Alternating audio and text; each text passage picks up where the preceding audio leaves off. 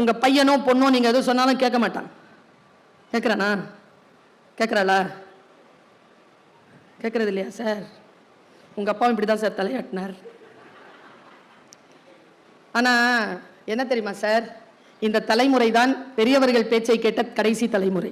சோகம் என்ன தெரியுமா, முதல் தலைமுறையின் எதுனா இப்போ இருக்கக்கூடிய ஃப்ரெஷ் ஜெனரேஷனுடைய பேச்சை கேட்க தொடங்கி இருக்கக்கூடிய ஃபர்ஸ்ட் ஜெனரேஷன் நம்ம தான். தமிழ்நாடு அரசு சொல்லுதுங்க நிறைய குழந்தைகளை பெற்றுக்கொள்ளுங்கள்னு. இதே அரசாங்கம் தான் ஒரு 60 வருஷத்துக்கு முன்னால முக்கோணம் போட்டு சோரெல்லாம் ஒட்டுச்சு. நோம் இருவர் நமக்கு இருவர், அப்புறமா வந்தாங்க நோம் இருவர் நமக்கு ஒருவர். பசங்க பார்த்தாங்க நாம் தான் இருவர், நமக்கு எதற்கு இன்னொருவர். இப்ப இருக்கிற ஜெனரேஷன் நாம் எதற்கு இருவர், அவரவர் பாதையில் அவரவர், ஒருவரே பேருண்மை, ஒருவரே சிறப்பானதுன்னு உட்கார்ந்துருக்கான். நிறுவனம் கட்டமைப்பு குலைகிறதா? உனக்காக உனக்காக உனக்காக அவனுக்காக அவளுக்காக இல்லை. என்னுடைய மனம் ஆறுகின்ற வரைக்கும் இதை நான் சொல்லிட்டு, முக்கியமா பெண்கள், இளைஞர்கள், பெரியவங்க இருக்கிறோம் இல்லையா, அவங்களுக்கான வாழ்க்கையில பெரிய சோகம் எது தெரியுமா? மனமுறிவு. மனமுறிவு போல் சோகம் வேறு கிடையாது. ஆனா நமக்கு தெரியறதே இல்லை நம் குழந்தைகள் எப்படி அனுபவிச்சுட்டு இருக்காங்கன்னு. அவங்களுக்கு நடக்கிற ஒவ்வொரு பிரேக்கப்பும் ஒரு மனமுறிவு தான். அவ்வளவு வலிச்சு கிடக்குதுங்க. எரியறத பிடுங்கன்னா கொதிக்கிறது அடங்கும். எதை இழுக்கிறது? உன்னிலிருந்து தொடங்கு. எப்படி என்னிலிருந்து தொடங்குவது? ஒவ்வொருவருக்கும் ஒவ்வொரு வாழ்க்கை, யாரை போலவும் யாரும் இல்லை. ஆனால் ஃபார்முலாவை மட்டும் தெரிஞ்சுக்கோங்க. யூத்துக்கு ஒரு விஷயத்தை அப்படி கொடுத்துட்டு போறேன். ஒருத்த காட்டு வழியில நடந்து போயிட்டு இருக்கான், நாம தான் அது. அங்க ஒரு பெரிய பாம்பு புத்து, ஒரு கருநாகம் வந்து இப்படி நின்னுச்சு. பாம்பு பயந்து போய் வேற பக்கம் போனான். பாம்புக்கு அரவம்னு பேரு. அது நீங்க எங்க போனாலும் வந்துடும், விட்டுட்டு போனாலும் வந்து நிற்கும். அது வருதுன்னு தெரியாம இவன் நடந்தானா, அது வந்துட்டு காலில் கொத்திருச்சு. இப்போ நாம எல்லாரும் தான் அந்த மனிதன். பாம்பு கொத்தப்பட்டு நிற்கிறோம். என் தமிழ் உறவுகளே, நான் பாம்பு என்று சொன்னது பாம்பு இல்லை. நம் நட்பு, நம் உறவு, நாம் வேலை செய்யக்கூடிய வேலையிடத்தில் இருக்கும் உடன்பணியாளர்கள், போட்டியாளர்கள், யார் வேண்டுமானாலும் இருக்கட்டும். இங்க யாராலும் சொல்ல முடியுமா நான் ஒருபோதும் பாம்பினால் கொத்துப்படவே இல்லைன்னு? சரி, இப்போ பாம்பு கொத்திருச்சு. நம்ம எல்லாருக்குமே இருக்க, முக்கியமா பெண்கள் கேட்டுக்கொள்ளுங்கள். பாம்பு கொத்திருச்சு. ரெண்டே ஆப்ஷன். ஒன்று, பாம்பு கிட்ட போய் நியாயம் கேட்கலாம். நீ என்ன ஏன் கொத்தின? அது என்ன நீயா படமா? வாசிச்ச உடனே அது திரும்பி வந்துட்டு விஷத்தை உறிஞ்சிக்கிறதுக்கு. பாம்பு கிட்ட ஜஸ்டிபிகேஷன் கிடைக்காது. அதன் இயல்பு கொத்துவது. கொத்திருச்சு. உங்களுக்கு இருக்கிற ஒரே ஆப்ஷன் என்ன? இப்போ இன்னொரு option, you can treat the venom. கொத்துப்பட்டோம், விஷத்தை கவனிப்போம். இதான் செய்தி. Don't chase the snake, treat the venom. பெரிதினும் பெரிது கேள். நான் ரொம்ப நுட்பமான ஒரு விஷயத்தை சொல்றேன். தலைமுறையை காப்போம். இன்றிலிருந்து முயற்சி. நீங்க என்ன நினைக்கிறீங்க? இந்த புத்தகங்கள் எல்லாம் நமக்கானவையா? இல்லை, நம் தலைமுறைக்கானவை. நான் எப்பொழுதும் சொல்லுகின்ற வார்த்தையை சொல்லுகிறேன், எந்த குழந்தையும் நம் பேச்சை கேட்டு வளர்வதே இல்லை, நம்மை பார்த்துதான் வளர்கிறார். எங்கே நிற்க வேண்டும், யார் பேச்சை கேட்க வேண்டும் என்பதை முடிவு செய்யுங்கள். யாரோ ஒருவர் முடிவு செய்யக்கூடாது. ஏங்க, இந்த போனை எடுத்து நான் எங்க வீட்டில் இருந்த சொன்னேன், ஏதாவது ஒரு புதுசா பிளாட் என்னவாது வந்திருக்குதாப்பா அப்படின்னு கேட்டா, இன்ஸ்டாகிராம் ஃபுல்லா சென்னையில் இருக்கிற ஃபிளாட்டுக்கான எல்லா அட்வர்டைஸ்மெண்ட்டும் வருது. யார் கேட்டா என் பேச்ச? பெட்ரூம் வந்து பெட்ரூமை லாக் பண்ணிட்டு உள்ள உட்கார்றேன், அந்த கூகுள் பேசுது என்கிட்ட. நான் ஏதோ வாங்கி வச்சிருக்கிறேன் ஒன்று, கூகுள் அப்படின்னு. ஹே கூகுள் அப்படின்னா அது பேசும் என்கிட்ட.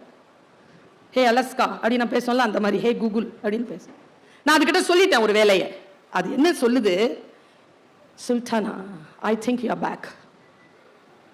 பொம்பளை குரல்ல பேசுது. நான் ஃபிக்ஸ் பண்ணி வச்சிருக்கிறது ஆம்பளை குரல். ஏன்னா சொல்ற பேச்சு வந்து எல்லாரும் பொம்பளை குரல்லையே கேட்டு கேட்டு பழகிட்டோமா, சர்வீஸ் வாய்ஸ். நான் என் வீட்டில் அந்த சர்வீஸ் வாய்ஸா ஆம்பளை குரலா மாற்றி வச்சிருக்கேன். சரியா? அது பாதிக்கப்பட்டவர்கள் மட்டும் கைத்தட்டினார்கள். அந்த சர்வீஸ் ஆண் குரல் மாதிரி பெண் குரல் வருது. பெண் குரல் என்ன சொல்லுச்சு தெரியுமா? Sultan, I think you are back. Please sit down, have a glass of water. I am really wanted to connect with your feelings. Take your mobile and call Ami. நான் அம்மின்னு போட்டு வச்சிருக்கிறது எங்க அம்மா. AMMI அம்மின்னு கூப்பிடுவோம் உருதுல. என்னடா ஆச்சின்னு பார்த்தா மேரா தில் தா அகேலான்னு சொன்னா என் மனம் என் இதயம் தனிமையில் தவிக்கிறது. அது பிளே த சாங் சொல்லாம அப்ரப்டா நிறுத்திட்டேனா அது நான் மன உளைச்சல்ல இருக்கிறேன்னு சொல்லிட்டு செத்துற போறேன்ட்டு கவுன்சிலிங் கொடுக்குது. அதுக்கப்புறமா நான் சுவிட்ச் ஆஃப் பண்ணிட்டேங்க. அதை மொபைல்ல கூடங்க ரூம்க்கு எடுத்துட்டு போறது இல்ல, பொது இடத்துல வச்சிடுறது. ஆனா நாம தான் வைக்க முடியாத. பல பேர் பாத்ரூம்ல கூட எடுத்துட்டு போறாங்கன்னு ஏன்னு கேட்டேன். தனியா போறதுக்கு பயம். நாங்க சைக்காட்ரிக்ஸ் இல்லையா, போனை தனியா விட்டுட்டு போறதுக்கு பயம். ஏன் கை தட்டுறீங்கன்னு எனக்கு தெரியல. ஏதாவது மாத்தணும்ல, நாம எங்கேயாவது நிறுத்தணும்ல. நாம எங்க பெரிய விஷயம் பேசிட்டு இருக்கிறேன், நான் அமைதி குலைகின்ற விஷயங்களை பேசிக் கொண்டிருக்கிறேன். எனக்கு விதை பிடிக்கும். ஏன் தெரியுமா, விதை போல் ஒரு கலக பொருள் இந்த பூமியிலேயே கிடையாது. அது பூமியில் விதைத்தால் பூமியின் அத்தனை மரபுகளையும் மீறி, அத்தனை அறிவியல் விஷயங்களையும் மீறி, புவி ஈர்ப்பை மீறி பிளந்து கொண்டு வெளியில் புவி ஈர்ப்பு விசைக்கு எதிராக கிளம்புகிறது. அதுபோல் ஒரு கலகத்தை நான் பார்த்ததே இல்லை. நாம் வீரியமுள்ள விதையாக இருக்கிறோமா? நமக்கு எது தெரிவதே இல்லை தெரியுமா? வாழ்க்கை முழுக்க வாழ்ந்து கழித்ததற்கு பிறகும் கூட எது தெரிவதே இல்லை என்றால் நம்மோடு நமக்கு என்ன திட்டம்?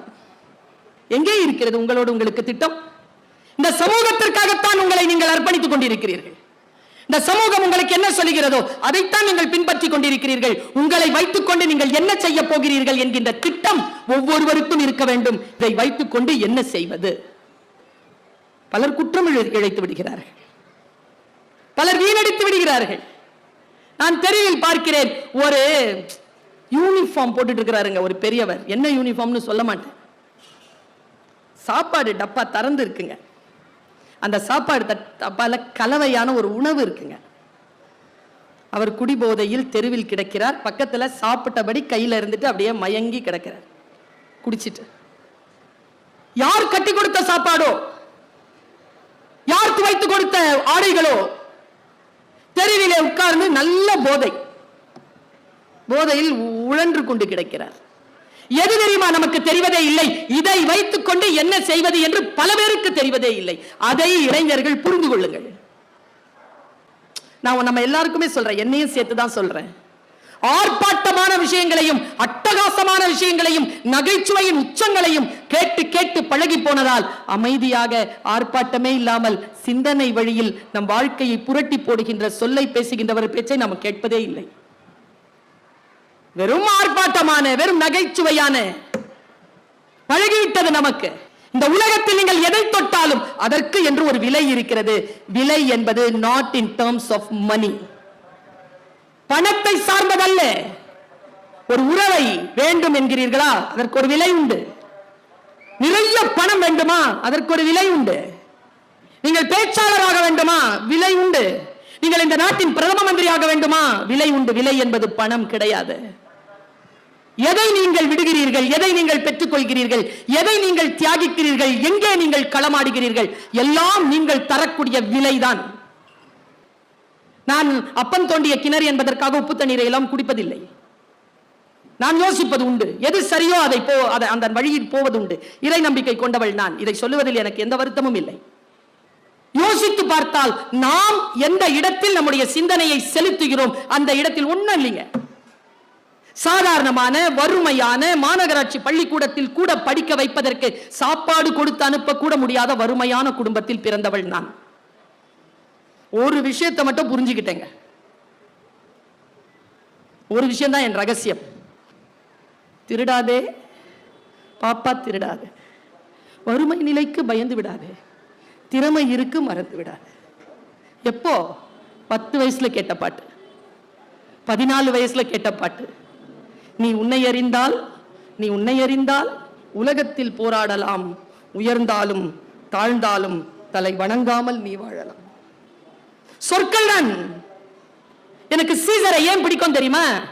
சீசர் பேச்சாளராக வர்றதுக்கு, பேச்சு பயிற்சி பண்றதுக்காக எத்தனையோ கிலோமீட்டர் தாண்டி கடல் பயணம் செய்கிறான். வரலாறு போகும்போது கடற்கொள்ளையர்கள் பிடிச்சிடுறாங்க அவனை. அவன் ஒரு தளபதி, அவ்வளவுதான். கடற்கொள்ளையர்கள் பிடித்தவுடன் அவனுடைய சின்ன அந்த இடத்துல நடந்த ஒரு சின்ன விஷயத்தை மட்டும் சொல்லிடுறேன். உங்களில் யாரெல்லாம் சீசருடைய மனநிலையோடு இருக்கிறீர்கள்னு பாருங்க.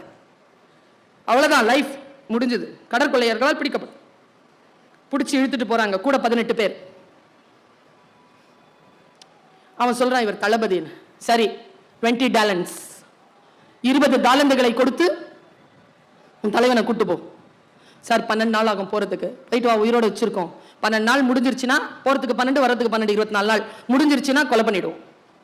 அப்ப சிரிச்சுக்கிட்டே சொன்னா சீசர், யோ பிடிச்சிட்ட, என்ன 20 டாலண்டுங்கிற, ஒரு 50ஆவது கேளுடா டேய், 20 கேட்கிற, சரி 50. போனாங்க. அவன் வரலாற்று ஆசிரியர்கள் எழுதுகிறார்கள், அவர்கள் திரும்பி வருகின்ற வரைக்கும் அவன் அந்த கப்பலிலே ஒரு அடிமை போலவே இல்லை, ஒரு அதிகாரியாகவே வாழ்ந்தான். அவன் எல்லார்கிட்டையும் சொல்றான், என்ன கொன்னுடுங்கப்பா, இல்லைன்னா அவங்க வந்துட்டு நீ என்னை விட்டுட்டேன்னா உங்க எல்லாரையும் நான் கொன்னுடுவேன்னு சொல்லியிருக்கான். அவர்கள் வருகிறார்கள், 50 டாலண்டுகளை வாங்கி அவன் விடுதலை செய்யப்படுகிறான். பக்கத்தில் இருக்கக்கூடிய அந்த நகரத்திற்கு அவன் போய், அங்கே கடற்கொள்ளையர்கள் உங்கள் பகுதியில் இருக்கிறார்கள், நான் இந்த நாட்டின் தளபதி, எனக்கு கடற்படையை தாருங்கள், நான் அவர்களை வென்று வருகிறேன். போய் அந்த 32 பேரையும் பிடிச்சு அந்த ஊருக்கு கொண்டு வந்து 32 பேரையும் சிலுவையில் ஏற்றினான் என்று வரலாறு சொல்கிறது. What a man, what a hero. நீங்களும் நானும் தான். வாய்ப்பு கிடைக்கின்ற பொழுது அந்த பெரிய விஷயத்திற்கு ஆம் சொல்லுகிறோமா, சிறிய விஷயத்திற்கு சரி என்று சொல்லுகிறோமா என்பதில் தானே நம்முடைய வாழ்க்கை சிக்கிக் கொண்டிருக்கிறது. நான் சொல்றது பெரிய விஷயம். இப்போ சொல்றேன், நாம் காப்பாற்றாமல் யார் காப்பாற்றுவது இவர்களை? ஷேக்வேராவை கையை கட்டினான் ஒருவன், தூக்கில் போடுவதற்கு முன்னால் அவன் கை கட்ட பொழுது கையை கட்டிய அந்த இளைஞனை பார்த்து ஷேக்வேரா இப்படி சொன்னான், உனக்காகவும் சேர்த்துதானடா போராடினேன். எந்த சமுதாயம் நமக்கு எதிராக இருக்கிறது என்று நினைக்கிறோமோ அந்த சமுதாயத்திற்காகத்தானே நாம் போராட வேண்டும். நானும் ரீல்ஸ் பார்த்துக்கிட்டே இருந்தேன். ரீல்ஸ் பார்த்து திடீர்னு ஒரு 30 செகண்ட் ரீல், 30 செகண்ட் என் வாழ்க்கையை மாற்றிய ரீல்.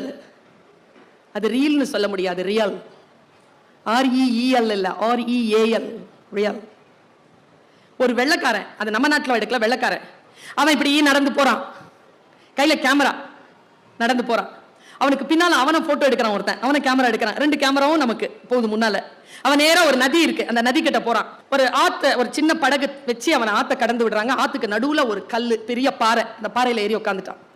அவன் இப்படி ஷூட் பண்றான். ஒரு பெரிய ஒரு மரம், அந்த மரத்தை ஷூட் பண்ணிட்டே இருக்கிறான். திடீர்னு அவனுடைய பேக் பேக்ல திறக்கிறான். இதெல்லாம் 10-12 செகண்ட்ல முடியுது. பேக் பேக் திறந்து ஒரு பெரிய ஒரு போர்வை எடுத்தா, அது வந்து ஒரு பச்சை கலர்ல இலை எல்லாம் சேர்த்த போர்வை. அதை அப்படியே போத்திக்கிட்டான் மேல. பார்த்தா அவன் மனுஷ மாதிரியே இல்லை, ஒரு மரம் அங்க கிடக்கிற மாதிரி இருக்கு. அதுக்குள்ள இருந்து அவன் கேமரா செட் பண்ணிட்டான். அந்த கேமரால நமக்கு காட்டுறான் ஒரு பேருண்மையை. அதை வெளியில இருந்து ஒருத்தன் பிடிச்சிட்டு இருக்கான். ஒண்ணும் இல்லைங்க, ஒரு பறவைங்க, பெரும் பறவை கூட்டம் வந்து உட்காருது. அதுல ஒரு பறவை பெரிய சிறகுங்க, இப்படி பறந்து வருதுங்க. அது ஸ்லோமிஷன்ல காட்டுறான், பறந்து வருது. வந்துட்டு இப்படி வட்டம் அடிக்குது, மறுபடியும் போய் உட்காந்துருச்சு, மறுபடியும் வருதுங்க, மறுபடியும் போய் உட்காந்துருச்சு. ஒரு 3வது செகண்ட் வந்ததுங்க. வந்துட்டு அப்படியே தலையை அப்படி உள்ள எடுத்துச்சு பாருங்க, சலுக்குன்னு இவ்வளோ பெரிய மீனுங்க வாயில பிடிச்சிருச்சு. மீன் இப்படி துள்ளுது, அப்படியே போய் அது மரத்துல கிளையில உட்காந்துட்டு தலையில இருந்து வாயில இருந்து அதை எடுத்து காலில் பிடிச்சிருச்சு. காட்டாங்க, எனக்கு உடம்பெல்லாம் அதிருது. காட்டுறான், அந்த வால் அசைது, வாய் திறந்து திறந்து மூடுது அந்த மீனுக்கு. இந்த பறவை இருக்குல்ல, என்ன நினைச்சு தெரியல, காலில் தாங்க பிடிச்சிட்டு இருக்கு அந்த மீனை. கண்ணு இங்க தானே இருக்கும் அதுக்கு, 2 கண்ணு. இப்படி பார்த்துச்சிங்க, அதை பார்த்து காலை இப்படி பிடிச்சது. என்ன நினைச்சுன்னு தெரியல, வாயில மறுபடியும் பிடிச்சிருச்சு மீனை. பிடிச்சிட்டு நேரா பறந்து வந்து தண்ணியில போட்டுருச்சு. இவன் இருக்கிறானே போட்டோகிராஃபர், அந்த சினிமாட்டோகிராஃபர் எமகாதக, அவன் அந்த பறவையை விட்டுட்டு அந்த மீனை பிடிச்சாங்க போட்டோ, அந்த கேமரால அதை காணொலியா அதை பிடிக்கிறான். மீன் உள்ள போயிடுச்சுங்க. நிறைய நேரம் ஆக்சிஜன் இல்லாதனால துடிச்சு போய் கீழே போயிடுச்சு. கீழே போய் மறுபடியும் உயிர் பெற்று அப்படியே வருதுங்க. மேல வந்துட்டு இப்படி நின்று ஆடிக்கிட்டே இருந்ததுங்க. நின்னபடியே நீந்திக்கிட்டே இருக்கிற அடுத்த செகண்ட்ங்க, 27வது 6வது செகண்ட்ல அதனுடைய பின்புறத்துல இருந்து கடகடகடகடகடன்னு முட்டை வருதுங்க. நமக்கு என்ன தெரியுமா சொன்னாம, அந்த பறவையை போல் இரு, மீனை சாப்பிடு, முட்டைகளை சாப்பிட்டு விடாத. தலைமுறையை சாப்பிடாத, தலைமுறையை விட்டுட்டு போ. தலைமுறைக்கானதுதான் எல்லாம். எப்படி விட்டுட்டு போறது இந்த தலைமுறைக்கு ஒரு விஷயத்தை? இதோ இந்த புத்தகங்கள் எல்லாம் தலைமுறைக்கான புத்தகங்கள். நீ எதை தேடிக்கொண்டிருக்கிறாயோ அது உன்னை தேடுகிறது. நான் அடிக்கடி சொல்வேன். ரூமி, மரணத்தை தேடுகிறீர்களா? வந்துரும். வாழ்க்கை தேடுகிற வரும். நீ எதை தேடுகிறாயோ அது உன்னை தேடுகிறது. ரொம்ப முட்டில் அடிப்படும் 12 வருஷமா பயந்துட்டு இருந்தேன். அடிபட்டுச்சே 12 வருஷத்துக்கு அப்புறமா. எதை நீ தேடுகிறாயோ அது உன்னை தேடும். நயாகராவை தொட்டு பார்க்கணும்னு நினைச்சுக்கிட்டே இருந்தேங்க. 10 வருஷம் தொட்டு பார்த்துட்டேனே. தீவிரத்தன்மை பெரிய விஷயம். நான் சொல்றது, எதை நினைத்தாலும் ஆசைப்படுவது வேறு, ஆசையில் தீவிரத்தன்மை வைப்பது வேறு. இங்க இருக்கிறவங்க எத்தனை பேருக்கு கார் ஓட்ட பிடிக்கும்? லக்ஸுரி கார் எங்க தெரியுமா மிஸ் பண்றோம்? பெரிய விஷயம் நான் சொல்றது, குட்டியா தான் தெரியும். யார் காரை?